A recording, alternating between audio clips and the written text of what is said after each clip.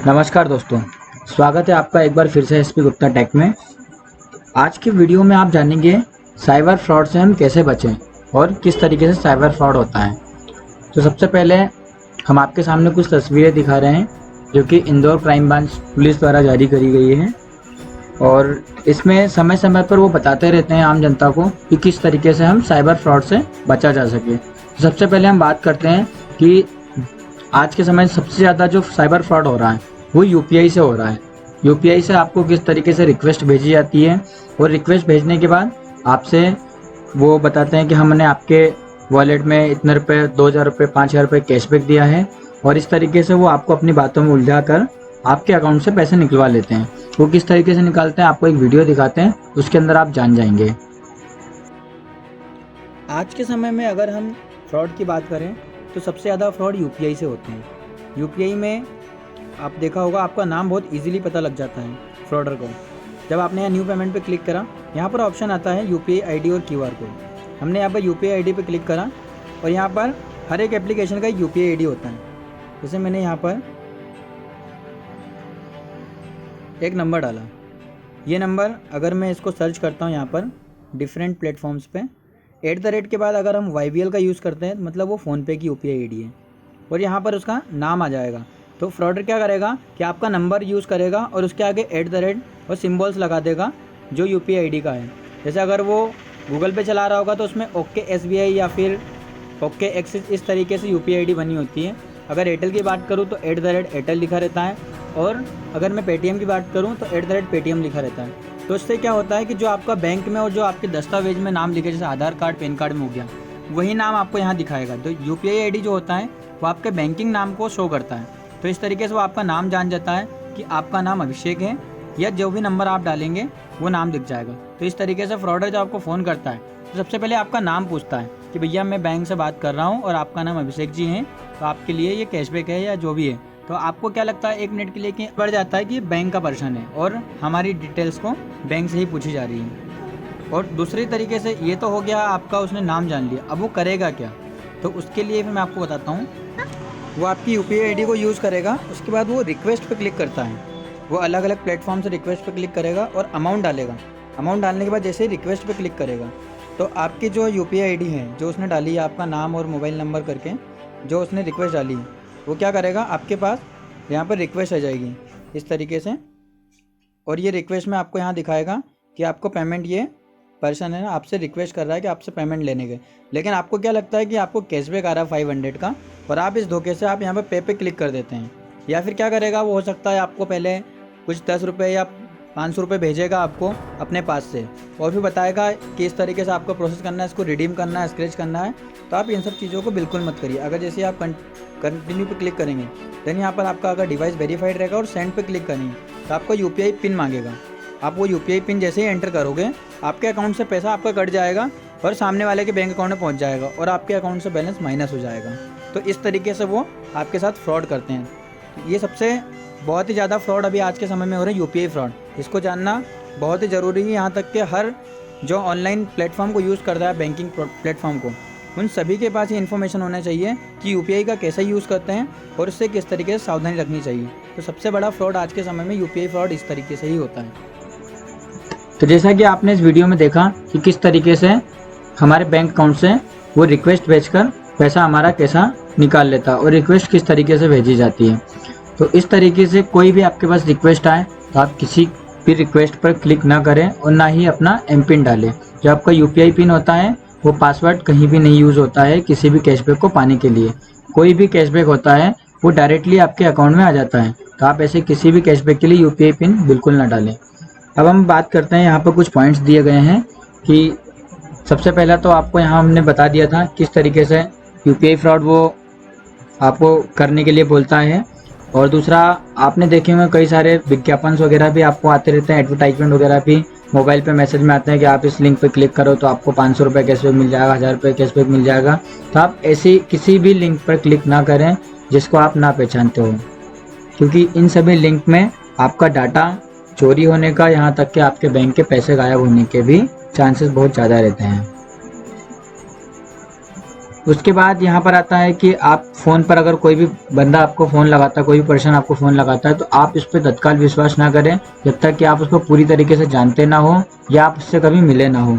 अगर कोई भी बैंक आपसे कुछ भी इन्फॉर्मेशन लेगी तो वो आपको बैंक बुलाएगी, ना कि आपको फ़ोन पर आपसे कैशबैक के बारे में बताएगी या फिर कोई भी दस्तावेज या कुछ भी मांगेगी। तो आप इन सब चीज़ों से बच के रहिए। अब हम आते हैं दूसरे पॉइंट पर। जैसा कि मैंने अभी बताया था कि आपके मोबाइल पर लिंक आती है और लिंक को आप ओपन करके आपको 500 रुपये कैशबैक मिल जाता है, 1000 रुपये, या फिर आपका DTH का फ्री रिचार्ज होता है। इस तरीके से भी आपको वो बहकाएंगे या फिर आपसे इस तरीके से बात करेंगे कि आप उस लिंक को क्लिक करेंगे और आपके अकाउंट में पैसा फ्री में आ जाएगा या DTH का आपका मोबाइल का रिचार्ज हो जाएगा। तो ऐसी किसी भी लिंक पर क्लिक ना करें। आपने देखा होगा कि आपको जियो कंपनी 399 रुपीज़ का रिचार्ज फ्री में दे रही है, आप इस लिंक पर क्लिक करो। यह इन सब चीज़ों किसी भी लिंक पर क्लिक ना करें। कोई भी कंपनी फ्री में कुछ भी किसी को नहीं देती है जब तक आप उसके लिए कुछ ना करें। जैसे कि अगर आप नया सिम कार्ड भी लेने जाते हो तो भी आपको उसके लिए भी चार्ज देना पड़ता है, और अगर आप रिचार्ज कराने जाते हो तो भी चार्ज देना पड़ता है। अगर ये सब चीज़ें आपको फ्री में मिलने लग जाएगी या सभी एक लिंक पर क्लिक करने से रिचार्ज होने लग जाएगा, तो जितने भी दुकान पर आप रिचार्ज डलवाने जाते हैं वो सब लोग दिन भर इसी लिंक का प्रयोग करेंगे और दिन भर कस्टमर के सिर्फ लिंक के द्वारा ही रिचार्ज करेंगे और उनको पूरा पैसा मिल जाएगा। तो आप इन सब चीज़ों से सचेत रहें और इसको समझिए कि किस तरीके से आपके साथ फ्रॉड हो रहा है। अब हम बात करते हैं आगे। कई बार आपके पास कॉल आता है कि आपका बैंक अकाउंट बंद होने वाला है, तो आप इसके KYC के लिए आपको कुछ डिटेल्स देना पड़ेगी, आपका ATM कार्ड या बंद होने वाला है। तो ऐसी किसी भी जानकारी आप किसी को भी फ़ोन में ना दो। सबसे पहले इन्फॉर्मेशन तो आप ये नोट करके रख लो कि बैंक अकाउंट कोई सी भी बैंक का अगर आपने खुलवाया है तो वो कभी भी बंद नहीं होता है। वो खाता फ्रीज हो जाता है कुछ समय के लिए। मतलब कि वो एक तरीके से जब हम कोई चीज़ नहीं यूज़ करते हैं तो उस पर क्या होता है, घर में कोई सामान रखा हुआ है तो उस पर धूल मिट्टी चढ़ जाती है, तो हमें उसे साफ़ करना पड़ता है। इसी तरीके से अगर आपका कोई भी अकाउंट काफ़ी समय से यूज़ में नहीं आ रहा है या आपने उसमें ट्रांजेक्शन नहीं करी है, तो आप ये मत समझिए कि आपका खाता बंद हो गया और एक मात्र फ़ोन कॉल से आपका खाता चालू हो जाएगा। वो आपका अकाउंट सिर्फ कुछ समय के लिए फ्रीज होता है और उसको चालू करवाने का एक ही ऑप्शन है कि आप बैंक में जाइए और उनके दिए हुए दस्तावेज जो हैं वो KYC डॉक्यूमेंट वापस से वहाँ सबमिट करिए। आपकी साइन होगी वहाँ पर, और अगर आपका कुछ बकाया होगा तो वो देना रहेगा और वो वहाँ से अकाउंट आपका चालू हो जाएगा।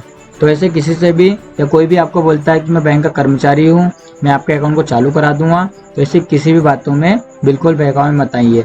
इससे आपके अकाउंट के जो डिटेल्स हैं वो उसको पता लग जाएगी हैकर्स को, साथ ही आपका बैंक का बैलेंस भी गायब हो सकता है। तो इन सब चीज़ों का ध्यान रखें, क्योंकि इन सब चीज़ों की वजह से आपका बैंक का बैलेंस सेफ नहीं है और फिर बाद में आप बैंक को जाकर वहाँ के अधिकारियों को आप बोलेंगे कि आपने हमारे बैंक का पैसा ले लिया, या फिर आप बैंक को गलत ठहराएंगे। जबकि काफ़ी सारे बैंक के मैनेजर्स के साथ भी ये धोखे हो चुके हैं। जो बैंक मैनेजर आपको सारी इन्फॉर्मेशन देते हैं, इस बारे में गाइड कराते हैं, उनके साथ भी ये फ्रॉड हो चुके होते हैं। तो इन सब चीज़ों का ध्यान रखें और किसी के भी फ़ोन पे बहकावे में ना आए। आप बैंक में ही जाएं और वहीं से आप सारी इन्फॉर्मेशन वहाँ से कलेक्ट करें।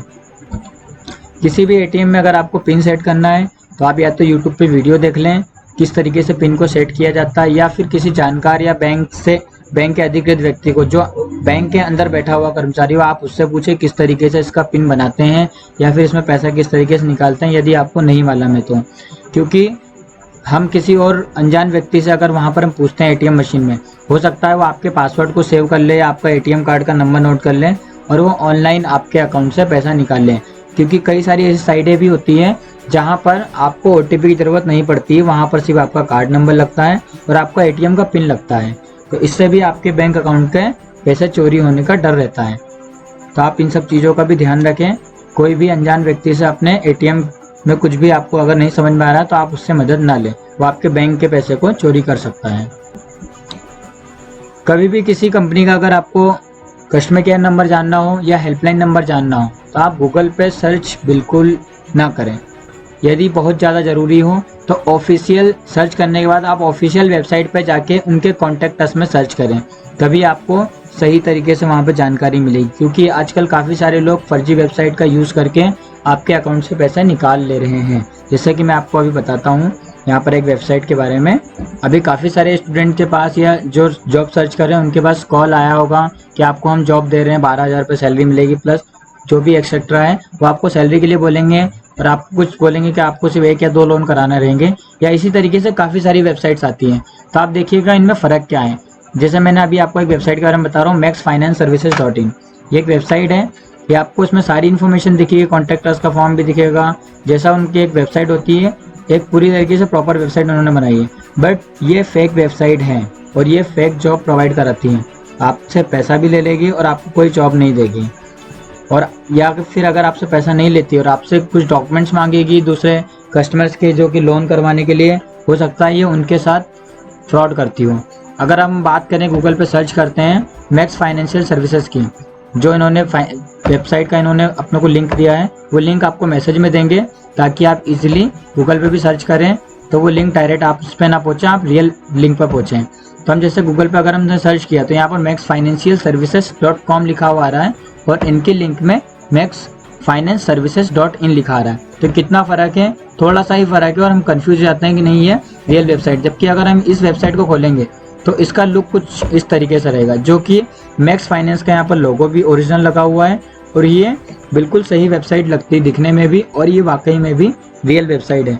तो इन सब चीज़ों का आप ध्यान रखें किस तरीके से आपके साथ फ्रॉड होता है। अगर हमें किसी भी कंपनी का कॉन्टैक्ट नंबर अगर चाहिए हो तो हम इस तरीके से ना सर्च करें। अगर हमें SBI का कॉन्टैक्ट नंबर चाहिए तो हम यहाँ पे लिखेंगे SBI बैंक कॉन्टैक्ट डिटेल्स।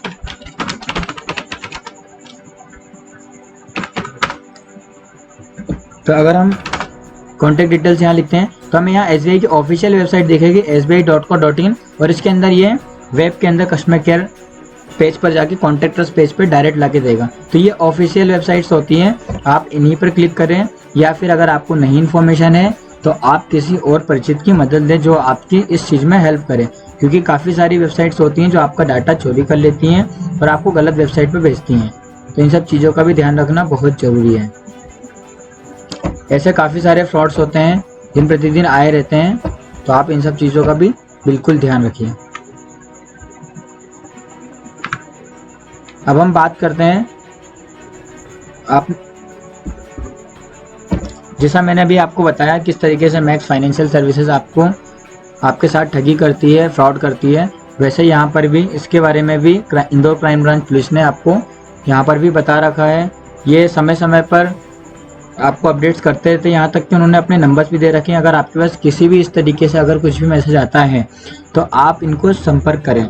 इन्होंने अपना व्हाट्सअप नंबर भी दे रखा है 7049124444। इसी तरीके से हर सिटी में क्राइम ब्रांच पुलिस होती है, वहाँ के आपको हेल्पलाइन नंबर मिल जाएंगे, व्हाट्सअप नंबर मिल जाएंगे। आप उनको सबसे पहले सूचित करें कि हमारे पास इस तरीके से इन्फॉर्मेशन आई है, क्या ये इन्फॉर्मेशन सही है या गलत है। अब हम आते हैं, बात करते हैं साइबर सिक्योरिटी एडवाइजरी के कुछ उन्होंने रूल्स दिए हैं, उनका हमें ध्यान रखना चाहिए। सबसे पहले कि आप अपने जितने भी पासवर्ड्स हैं उसको डिफ़ॉल्ट ना रखें, उसको स्ट्रॉन्ग रखें और उसको हर डिवाइस में यूज़ ना करें। जैसे कि अगर आपको कोई भी पासवर्ड रखना है तो फिर आप अपने नाम का इस्तेमाल उसमें बिल्कुल या तो ना के बराबर करिए, क्योंकि हैकर्स हो सकता है आपका नाम अगर जानता हो तो आपके नाम से भी वो कांटेक्ट कर सकता है कि इस तरीके से हमें इसका पासवर्ड हैक करना है। तो आप किसी दूसरे का नाम रखें, अगर नाम भी रखना है। जैसे अगर हमारे चैनल का नाम हमें बात करें SP गुप्ता टेक है, तो अगर हमें पासवर्ड रखना होगा तो हम SP गुप्ता टेक 123 या 1 इस तरीके से नहीं रखेंगे। हम कुछ और नाम रख देंगे जिसको हम जानते हो और हम याद रखना, या फिर हम कुछ ऐसा पासवर्ड रखें जो सिर्फ हमें ही याद रहे, दूसरे को इजीली नहीं याद हो पाए। जैसे कि रमन 2543 इस टाइप से हो गया, जो कि मेरे नाम से मैच भी नहीं करता, ना ही मेरे किसी मोबाइल नंबर से मैच करता, ना ही मेरी डेट ऑफ बर्थ से मैच करता है। तो इस तरीके के पासवर्ड आपको स्ट्रॉन्ग रखेगा और आपके पैसे को सेफ रखेगा और आपकी इन्फॉर्मेशन को भी सेफ रखेगा। फिर दूसरे पॉइंट में अगर हम आते हैं, don't share meeting links publicly by social media platform. अगर आप कोई मीटिंग ज्वाइन अटेंड करते हो या फिर आप किसी मीटिंग को ऑर्गेनाइज करते हो तो आप उसकी लिंक को सोशल मीडिया पे ना डालें, ताकि वहाँ से भी आपकी पर्सनल मीटिंग्स की इंफॉर्मेशन लीक हो सकती है। आप सिर्फ उन्हीं के साथ साझा करें जिनके साथ आपको वो मीटिंग करनी हो। इसके बाद यहाँ पर आए, use trusted apps are approved by employer for video conferencing. आप उन्हीं एप्स का यूज़ करो जो एम्प्लॉयर ने आपको वीडियो कॉन्फ्रेंसिंग के लिए अप्रूव कर रखी है। ऐसे किसी भी एप्लीकेशन का यूज़ ना करो। Keep all operating system antivirus application updated. आप कोई सी भी एप्लीकेशन को यूज़ करो, अपडेटेड एप्लीकेशन का यूज़ करो, एंटीवायरस को आप यूज़ करो और सही ऑपरेटिंग सिस्टम को यूज़ करो, ताकि आपको कोई भी आपके डाटा के साथ छेड़खानी ना हो। जो ओपन फ्री वाईफाई नेटवर्क्स होते हैं उनका इस्तेमाल ना करें, क्योंकि ओपन फ्री वाईफाई नेटवर्क्स भी आपके डाटा को निकाल सकती हैं। अपने जो पासवर्ड्स को हैं वो डिफ़ॉल्ट ना रखें। जैसे कि वाईफाई का अगर आप पासवर्ड रखते हो तो उसको जैसे एडमिन पासवर्ड हो गया, ये अधिकतर काफ़ी लोगों के इसमें होते हैं कि एडमिन पासवर्ड रख देते हैं या 1 2 3 4 5 रख देते हैं। तो इस तरीके से डिफ़ॉल्ट पासवर्ड ना रखें, ये बहुत जल्दी ही हैकर्स को हैक करने में आसानी रहती है उसे। कोई भी आपके पास अगर मेल्स आते हैं फिशिंग मेल्स, तो आप उन मेल्स को ध्यान ना दें, उनको अनसब्सक्राइब कर दें या फिर ब्लॉक कर दें उन मेल को। अनसब्सक्राइब कर देंगे तो आपके पास रिटर्न वो मेल नहीं आएगा, या फिर उसे ब्लॉक ही कर दें। ऐसे मेल को अनदेखा करें। किसी भी लिंक को क्लिक करने से पहले उसको अच्छे से चेक करें कि वो लिंक सही है, जहाँ से आया है उसका मैसेज सेंटर नंबर प्रॉपर है, वो फ्रॉड मेल तो नहीं है। अगर पेटीएम की भी हम बात करें तो काफ़ी सारे पेटीएम के लिंक्स आती है हमारे पास जो कि किसी नंबर से होती है, या फिर पेटीएम ना लिखा होगा कुछ और लिखा रहता है BZ इस टाइप से। तो आप कभी भी ध्यान रखें पेटीएम की लिंक से होती है वो PY- और PYTM इस तरीके से लिंक्स होती है, तो आप इन सब चीज़ों का भी ध्यान रखें। सिक्योर नेटवर्क का यूज़ करें अपने ऑफिस में और हर जगह, और सेम डिवाइस पर आप जो एक्टिविटी करते हैं